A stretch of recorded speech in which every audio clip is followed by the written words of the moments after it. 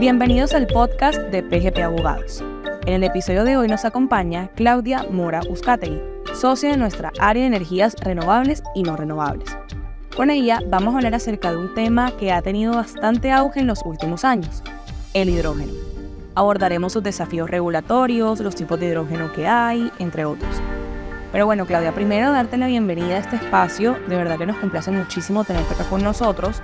Y me gustaría empezar preguntándote por el hidrógeno en Colombia. ¿Crees que nuestro país pueda llegar a ser un actor clave en el desarrollo del hidrógeno de bajas emisiones?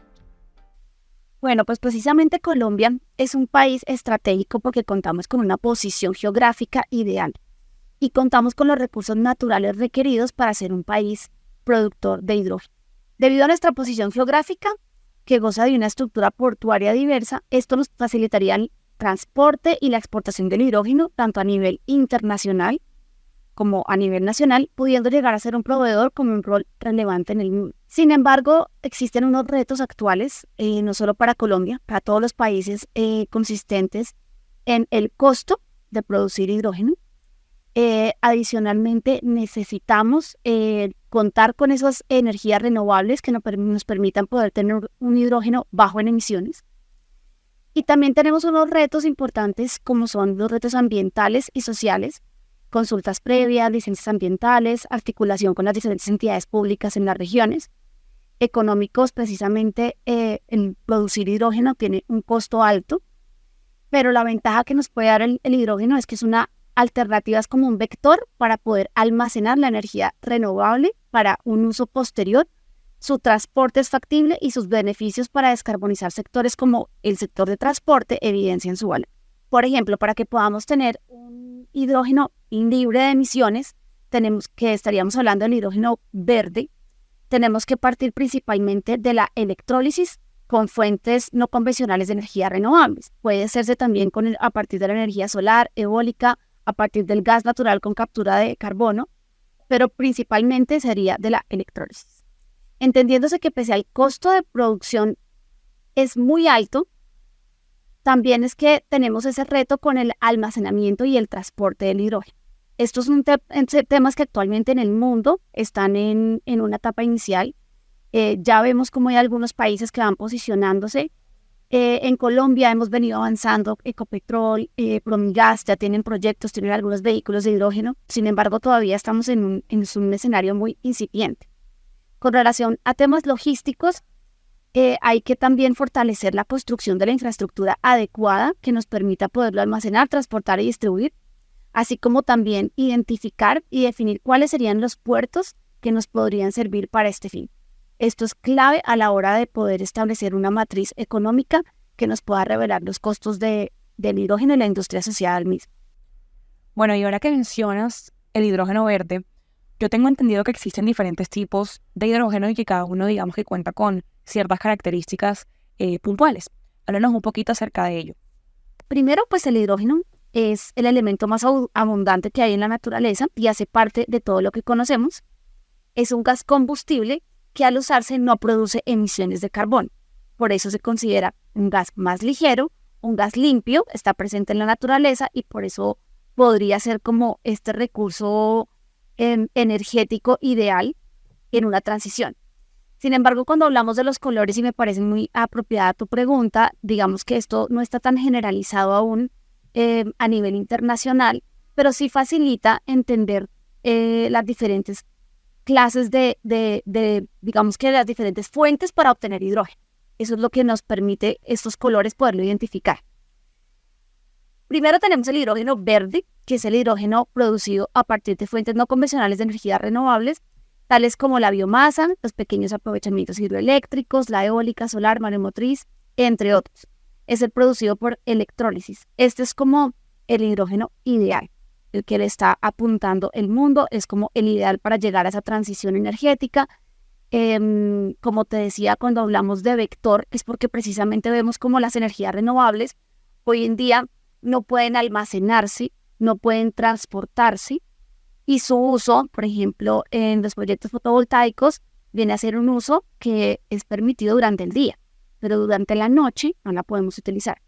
A través de la obtención de hidrógeno con estos recursos renovables, Por eso lo mencionamos como si fuera un vector, porque el hidrógeno sí permite llevar esas energías renovables a otro escenario, en el que lo podemos transportar, almacenar, y es ahí donde lo podemos usar a cualquier hora, y es ahí donde cambia. El hidrógeno azul se produce a partir de los combustibles fósiles, es por la descomposición del gas metano. Para que se considere azul, que acá es donde traemos otra diferencia que ya les voy a explicar más adelante, es que se requiere un sistema de captura, uso y almacenamiento de carbón. De esta forma, al tener esta tecnología en la que capturamos, usamos y almacenamos el carbono, se puede considerar el hidrógeno azul. Respecto al hidrógeno gris, es precisamente el hidrógeno que se obtiene a partir de los combustibles fósiles, como el gas y el carbón, lo cual libera CO2 a la atmósfera y no existe una captura de carbono. Esa viene a ser la diferencia con el hidrógeno azul. El hidrógeno blanco es el que se encuentra en la corteza terrestre y su extracción es semejante a la del gas natural. Él se encuentra naturalmente en el subsuelo y puede también extraerse a partir del fracking. Bueno, en Colombia ya sabemos que la práctica del fracking no es autorizada. Sin embargo, hemos visto ya cómo hay desarrollos en otros países en los cuales, digamos, el hidrógeno blanco se encuentra en el subsuelo y con una maquinaria especial, pues digamos que ya hemos visto cómo hay avances en poder extraer este hidrógeno natural, que no tendría que tener como unas tecnologías adicionales. Por ejemplo, también con este hidrógeno blanco, se mencionó también por parte del ministerio la opción de usar la infraestructura petrolera existente para poder de la misma forma acceder a este hidrógeno. De todas formas, esto podría requerir equipos diferentes, objetivos diferentes a los que van en una actividad petrolera, pero podría también facilitarse el tema de la infraestructura que hoy ya existe para el sector petrolero. Esta opción puede evaluarse y puede ser también una alternativa para las empresas expertas en estas tecnologías.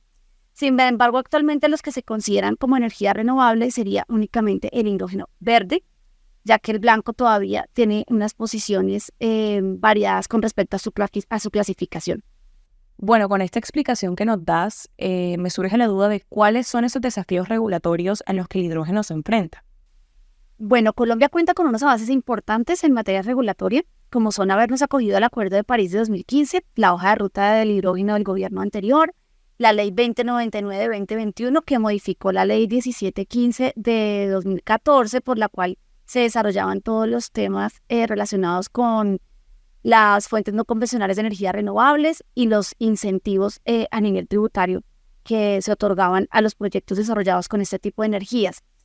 Vemos cómo hay un artículo muy importante en la Ley 2099, que es el artículo 21, que establece los conceptos del hidrógeno verde y azul y establece precisamente la promoción a la producción y uso de este hidrógeno. En este artículo, el Gobierno Nacional define los mecanismos, condiciones e incentivos para promover la innovación, investigación, la producción, almacenamiento, entre otros, del hidrógeno. Esta cláusula nos otorga una competencia, le otorga una competencia al Gobierno Nacional para que a través de los diferentes entes promueva el hidrógeno en varios sectores de la economía. Hace una delegación directa para desarrollar a partir del Ministerio de Minas, del Ministerio de Transporte, Industria y Comercio, el Ministerio de Ambiente, entre otros, para desarrollar una regulación un poco más específica y detallada. Entonces, contamos con unos avances importantes, pero obviamente estamos, como lo mencionaba anteriormente, en una etapa inicial en la que sí requerimos un desarrollo regulatorio mucho más amplio, que además tenga unos incentivos claros, no solo a nivel tributario, también para inversión extranjera, que pueda atraer inversiones extranjeras y nacionales para desarrollar estos proyectos que, si bien son necesarios no solamente para una transición energética, también pueden ser escenarios para poder tener un potencial en nuestro país que hoy todavía vemos incipiente, y podríamos llegar a poder tener una posición en el mercado internacional diferente con el desarrollo de este recurso. Claudia, y para terminar ya con el escenario del hidrógeno un poquito más claro, con sus oportunidades, sus desafíos y bueno, todo lo que nos has comentado a lo largo de esta conversación, me gustaría preguntarte por dos conceptos que se escuchan mucho en noticias, en medios de comunicación y demás, y es cambio climático y transición energética. ¿Cómo ves tú este proceso? ¿Consideras que es importante no solamente para el país, sino para el mundo entero? la transición energética y digamos como la frase común que escuchamos todo el tiempo en las noticias, en los medios, en relación al cambio climático, efectivamente es una realidad que está afectando seriamente las condiciones de vida en el mundo y realmente nuestro compromiso de combatirlo es un deber social, moral y no es solamente para los países, creo que es un compromiso en el que tenemos que estar alineados cada uno de nosotros desde nuestro rol personal y claramente aún más como país ante el mundo. Bajo este sentido, la transición energética lo que lleva es a una transición, a un cambio gradual en el que podamos ir no solo reemplazando los combustibles fósiles como el carbón, petróleo y gas, que son los combustibles, digamos, que en mayor porcentaje a nivel mundial suministran la energía.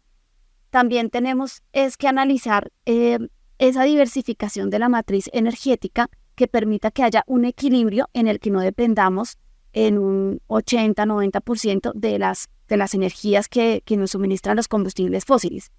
De esta forma, al tener una matriz energética diversificada en la que tengamos un apoyo importante con las energías renovables, es que podemos lograr reducir las emisiones globales de carbono.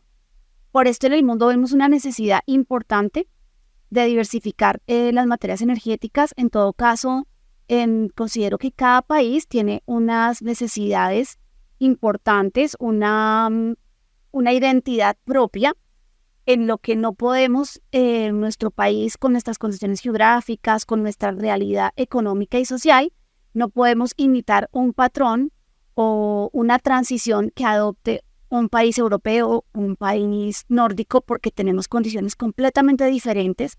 Entonces la transición energética en nuestro país debe estar también fundamentada en, primero, lograr también y simultáneo a esta transición en la que estamos investigando y desarrollando nuevas tecnologías para potencializar esos recursos renovables que tenemos por nuestra ubicación. También hay que tener en cuenta que somos un país que actualmente no tenemos 100% de cobertura energética. Podemos hablar de una pobreza energética en una población todavía importante. Entonces debemos atender simultáneamente esta transición al mismo tiempo de no descuidar la autosuficiencia energética con la que contamos, poder trabajar con lo que ya hoy tenemos desarrollado, poderlo mejorar y poder también simultáneamente trabajar es para poder llevar energía a estos sectores y estas poblaciones que hoy no cuentan con energía. Entonces no podíamos hablar de simplemente reemplazar y eliminar la energía que tenemos con los combustibles fósiles por una energía renovable que, como bien lo comenté anteriormente, esta energía aún todavía no nos garantiza una estabilidad, una suficiencia, no está claro cómo almacenarla, transportarla, poder tenerla en horas de la noche. Entonces sí necesitamos ir ampliando nuestra matriz energética como país en el que sí podamos contar con el suministro de energía derivado de recursos de fuentes no convencionales de energía renovable, pero al mismo tiempo, y digamos que ahí tratamos un poco más el tema del gas, al mismo tiempo poder potencializar el uso del gas como el combustible fósil que hoy le han llamado el combustible verde, para que con este combustible podamos atender la necesidad energética de las poblaciones a las que o actualmente no están conectados al sistema de interconexión, y que además de todo con este combustible podemos ofrecer valores económicos accesibles para la población. Entonces creo que para concluir un poco mi respuesta, efectivamente el cambio climático es una realidad. Debemos acogernos a políticas internacionales, pero con una estrategia o un programa que se ha desarrollado especialmente para nuestro país, con nuestras condiciones sociales, geográficas, económicas, y que nos permita poder llegar a esa transición de una manera equilibrada, de una manera justa. Y cuando hablamos de justa es que no descuidemos una población por otra al hacer esa transición, sino que estemos concentrados en poder llegar al 100% de nuestro país y de esta forma poder dar ese cambio. Muchas gracias, Claudia, por esta información tan valiosa. Recuerden que Claudia es socia del área de energías renovables y no renovables de PGP. Si tienen alguna duda sobre ese tema o alguna otra consulta jurídica, En nuestra página web pgplegal.com encuentran nuestro formulario de contacto. No olviden suscribirse a este podcast y en nuestras redes sociales nos encuentran como PGP Abogados o PGP Legal. Muchas gracias por escucharnos. Nos vemos en un próximo episodio.